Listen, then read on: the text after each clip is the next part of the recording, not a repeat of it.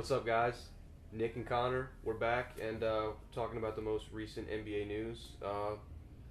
Let's just go ahead and get right into it. A couple days ago, the Knicks decided they're going to part ways with Phil Jackson. I think it was around 4 years they were with him, and wasn't that great of a season. Didn't produce a lot throughout those 4 years. Weren't a playoff contender much at all. Some highlights with like the Kristaps Porzingis draft, and then some other great drafts, but aside from that, really no life within the organization. A lot of turmoil from what was reported. Yeah, we're just gonna jump right into it. What do you think of the firing? I think that's what the Knicks should have done. I mean, if not now, I would have thought he should have done it a lot earlier. His main problem was not helping Carmelo Anthony out because he went to the Knicks from a decent situation in Denver. He should have gotten more help than a Jeremy Lin, an old Amari Stoudemire, Tyson Chandler. He should have gotten more help than that, and Phil Jackson just could not do that for him. Wasted some of his prime years. So now I think Melo has to go chase his ring somewhere else. Leave the Knicks and kind of leave them in a worse situation than when he first got there. I totally agree with you. Whether you think he was trying to sabotage the Knicks or not, or whether you think he needed more time, I think it was clear that he wasn't doing that great of a job with the Knicks. Like 2 years before that, before he got there, they were a playoff team. They won like 54 games, I think, with Coach Mike Woodson. Dropped off a little bit the year after. That's when they decided to bring in Phil. And, they let go of Mike Woodson. I thought that was kind of bad. I thought he was a pretty good coach. I mean, obviously, you take a team to 54 wins in the playoffs, whether it be in the East or not. That's pretty impressive. Like, I just think it kind of messed everything up, taking Woodson out. Through 4 years, if you're not producing with any job, most likely they're going to part ways with you. So I think it was a good decision. You saw in like big reports and stuff like that he was trying to sabotage the Knicks almost, and I don't really agree with that. What do you think about it?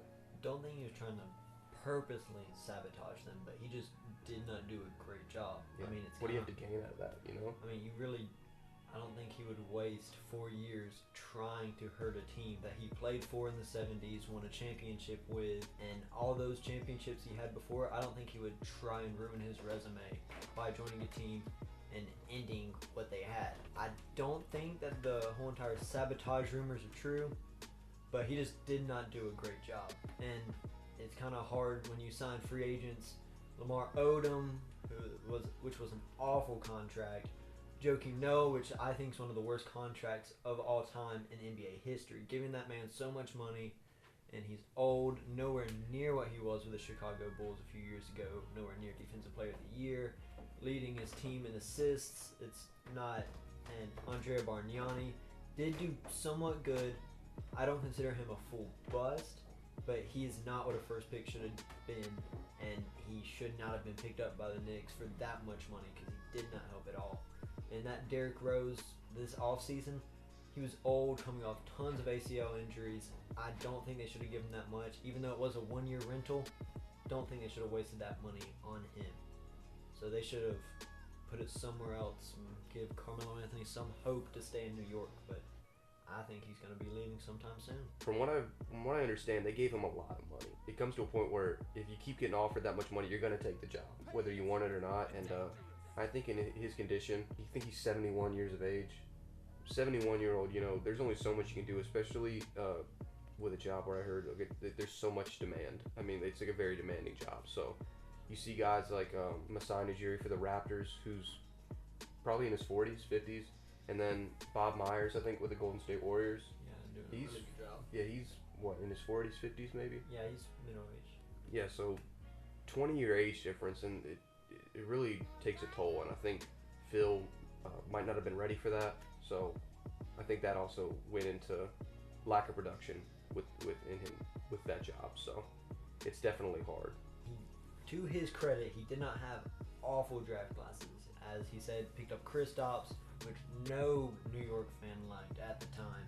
I personally believed in him. I thought it was a good pick, and he turned out being a franchise player, which they really needed. But again, he's not helping Kristaps out. He's not helping Carmelo out.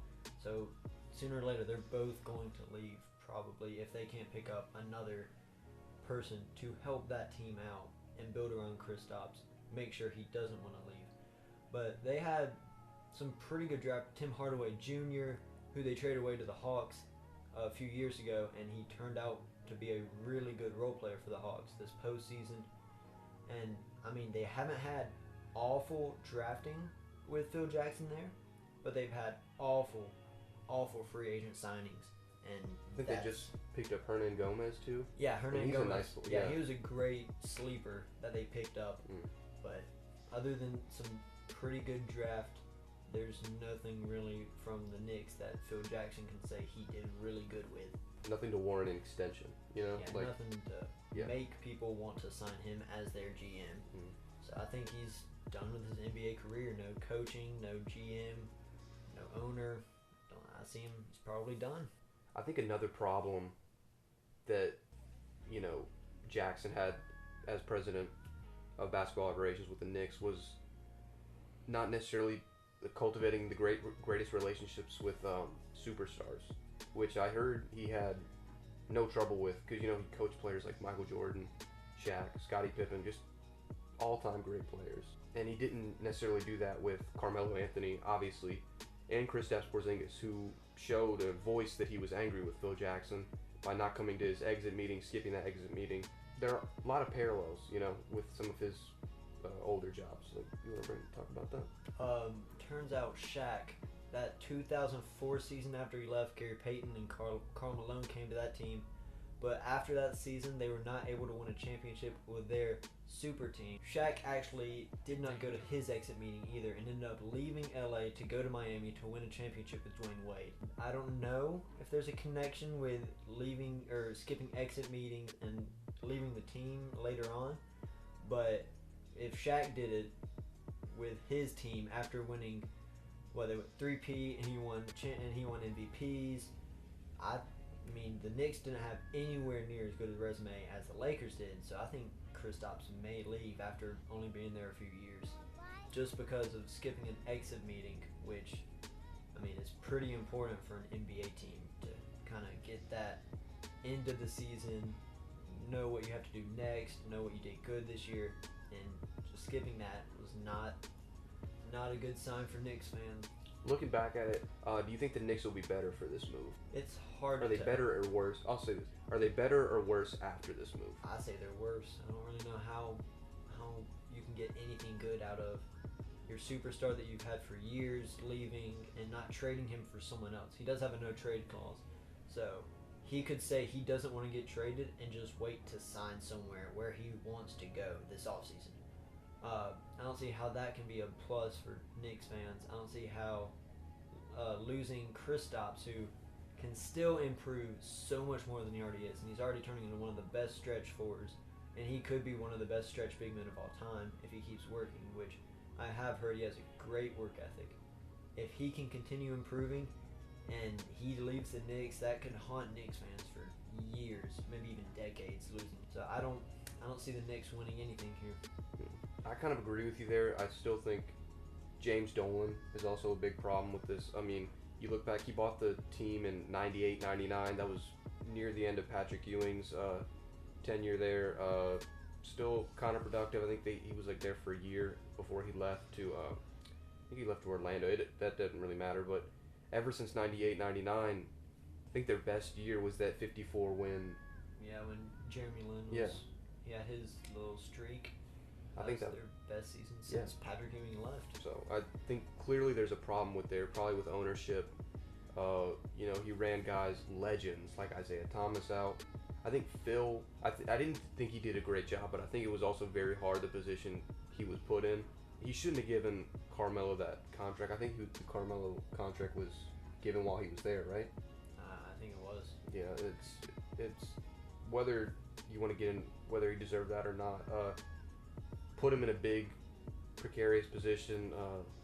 You know, it's hard to move around things like that when you're giving one guy so much money and then you want to, like you were saying, add pieces around him. But that's kind of on him too. He's still put in a bad position. I think it's hard, so I don't want to blame him fully. But I will say that I think they are they're not in the best position with ownership wise, but I think after firing him, you're in a position to where you can maybe put in a guy who's got more interest in the job, more invested, and somebody who's willing to put in those kind of hours. I think going back to his age, we heard reports before the draft that there was a lottery pick came out and said during my workout, Phil fell asleep. Now, I don't know about you guys, but if I was a lottery pick and I had somebody, a legend like Phil Jackson, watching me work out, and then I realize he's asleep through half of it, I'm not going to be that happy. I'm not going to be that interested in playing for somebody who doesn't want to put that kind of interest in me. So I think it'll be good for them to find a guy who's a little bit younger, got not necessarily more experience, but good experience throughout the NBA. We've heard reports that Raptors GM Masai Ujiri is interested in the job. Just saw recently John Calipari might be. I don't know how he'd do as president of basketball operations, but certainly somebody who has experience within the NBA, whether it be minor or not. There's still a big problem there, but I think it's good that they got rid of Phil when they did.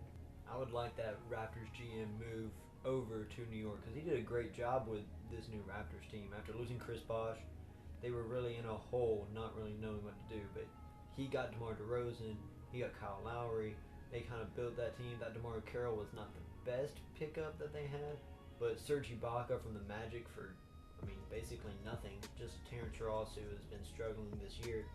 That's pretty good work for a GM who came into a nothing team and gave them an identity, because they were going nowhere, and now you can count them in every single Eastern playoffs to give someone a run for their money. Any contender, and they will put a fight in the playoffs, maybe make a finals, maybe in the next few years if LeBron's not there. But if he can do half the amount of work he did in New York, they will be far ahead of where they are now. Also, during this week, we found out that Chris Paul was actually traded to the Rockets. I did not see this one coming. I did kind of expect that he'd leave LA, just considering that him and Blake Griffin both opted out. It doesn't look like they're going anywhere after 4 years of kind of just 50 wins, getting knocked out of the second round of the playoffs, a lot of injury issues, and then also lack of chemistry. I did kind of expect a move, maybe not necessarily to the Rockets. What did you think about it when you first saw the news? I was very happy because I wanted James Harden. I wanted him to get someone to help him out on that team because I love watching that team this year, and I hope Chris Paul can give them what they need. He's a great defender. They did have a great defender with Patrick Beverley, who they did give up in part of that package to get Chris Paul. I think they did a great job getting Chris Paul, another person on that Rockets team, help them win a little bit more. They have a great coach. I was expecting him to go Spurs or Pelicans this offseason. I thought he was going to leave because I don't know how anyone would want to stay with the Clippers. They haven't had a great team since 1970 with Bob McAdoo winning 2 MVPs. They have not had a great team since then. Danny Manning in the 80s, but he was injured. Everyone on the Clippers gets injured throughout their whole entire team history. You can look at all their star players after 2 years injury and they're done. I knew he should have left. I thought it was the best thing for his career. Try and win a ring and implement himself as one of the best point guards of all time. If he can make some deep playoff runs with the Rockets, which he was not able to do with the Clippers and Doc Rivers, there will be some talks about Chris Paul being the best point guard of this generation. Maybe. If he can do what he's supposed to do with the Rockets, play great defense, give his teammates some great, playmaking opportunities. They have a great young star in Clint Capella. Nene's really old, but did some really good work in the playoffs last year. And they have some pretty good assets to give them some help. Eric Gordon coming off the bench, winning 6th Man of the Year just now. Brian Anderson, a great shooter. He did really good in New Orleans a few years ago, but did have a little bit of a off season this year. Not do his best shooting wise. Chris Paul, I feel like he could make his numbers go back up. I feel like he can make everyone's numbers go back up to either their best or where they once were. So I feel like great trade for the Rockets. They had to go get themselves another piece to their puzzle that they're trying to make to get a championship. I agree with you. I did have a little bit of trepidation when I first saw this. I thought when I first saw the trade, I was like, okay, it has to make the Rockets better, right? You're adding a guy like Chris Paul, but then I thought about, could this not be the best match of stars? You have a guy like Chris Paul and James Harden. who are both really ball dominant players, really great players. Like that's not a question, but could they work together? Could they be this great backcourt like they're supposed to look like on paper? And then I thought about it some more, and then I realized I think this could really work out for the Rockets. You think about a guy like Chris Paul, who's a legitimate star, like you said, basically the perfect point guard. A guy who can get you 17 and 10, 18 and 10 still within his career. 20 game with no turnovers this year. One of the best games I've seen. Exactly. I mean, the guy who's still producing. One thing I saw from this year with James Harden, especially down the stretch near the playoffs, is he didn't really have somebody who he could trust to handle the ball, whether that be his lack of wanting to put the ball in his teammates' hands in those kind of situations. But I saw a guy who got tired of constantly pounding that ball and didn't have anybody else to really take the load off. I think Chris Paul can do that throughout the regular season and the playoffs when you get in these late playoff series. I think with this Chris Paul addition, he won't have to play nearly as many minutes, especially in the playoffs. I think you saw it too. Harden got like legitimately tired at the end of that Spurs series. I mean, I didn't see the same James Harden. I think Chris Paul, whether he's not a champion, but I think he's always been pretty productive in the playoffs too. Unlike maybe some of these other guys like Lou Williams who didn't really show up in the playoffs, Ryan Anderson, Chris Paul is going to give you production. I don't think that's a question. Even when they lost to Utah this year, he was still averaging above his regular season stats, right? He was averaging, 20? Yeah, he was doing really good. Yeah. Except his teammates getting injured, which is just the Clippers thing. So if they can keep healthy in Houston, they will do really good. Yeah. I now that I think about it more, I personally love this trade. I also think that Harden will be perfectly capable of playing off ball. He is originally a two guard. I think he'll be able to, be in some pick and pop situations. I also think this trade gives free agents more incentives, to go to Houston as well. Guys like Paul George, Gordon Hayward, Paul Millsap, who we both talk about, we really like to see on the Rockets. I think this was a good move by Rockets management, and I love the trade. Another thing, I like to compare James Harden's career kind of to Tracy McGrady's, which not many people probably understand, but Tracy McGrady was with a pretty good team in Toronto. James Harden was with the Thunder, but then he went by himself to another team. Tracy McGrady went to Orlando, James Harden went to Houston, and they both turned into instant superstars. Tracy McGrady led the league in scoring for a few years. James Harden's putting up MVP numbers. Maybe not winning MVP yet, but I feel like he can in the future. And I feel like Tracy McGrady's, the people who owned his teams, did not do a good job giving him other players, which is why I'm really glad that they gave Chris Paul to James Harden. Maybe he can do more than Tracy McGrady did, because Tracy McGrady's never in greatest of all time conversations because of injuries. He was never able to win a ring. Hopefully James Harden can't have the same career as Tracy McGrady, never being able to win a ring and be considered one of the greatest shooters of all time. Well, we'll see how it works out next year. Hopefully we see them in at least the Western Conference Finals, if not the Finals. I'm looking forward to it. I'm looking forward to see them play against the Warriors now. I think another free agent piece could definitely help them compete with the Warriors this coming year. After talks, they might lose Iggy, Sean Livingston.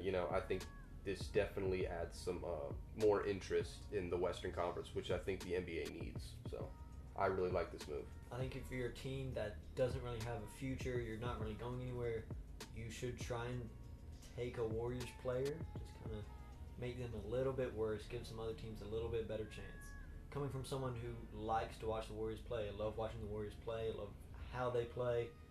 I do want to see them win more championships, but it would be a very smart move for other teams to just kind of take their valuable assets away. Andre Iguodala, feel like they take him away from the Warriors, they're nowhere near as good as they would be. I feel like he should have won Sixth Man this year because of what he did offensively and defensively.